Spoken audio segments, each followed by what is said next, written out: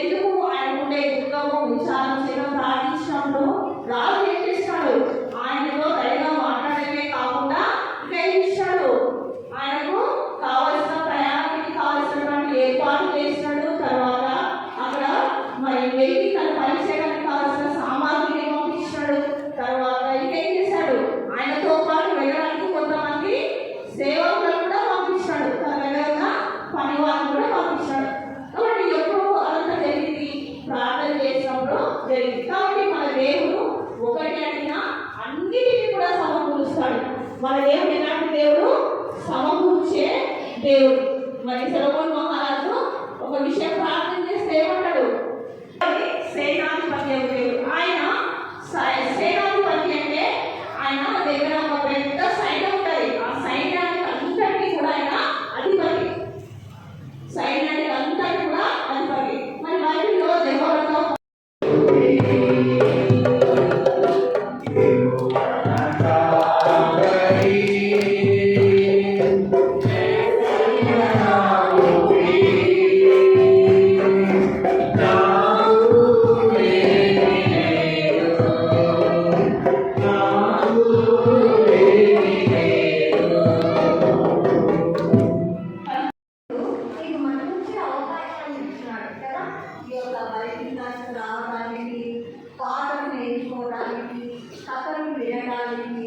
దేవుడు మీకు అందరికీ కూడా మంచి అవకాశం ఇచ్చినాడు.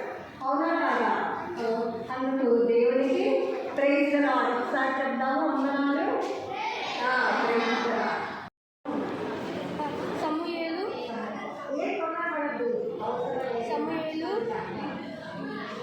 మోషే యేసుక్రీస్తు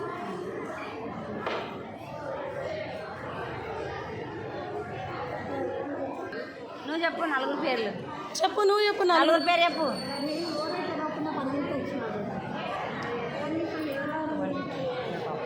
చెప్తున్నా నోట్లో నేను భయపడుతున్నాడు. బాబు నువ్వు చెప్పినావు, 3 పేర్లు చెప్పినావు.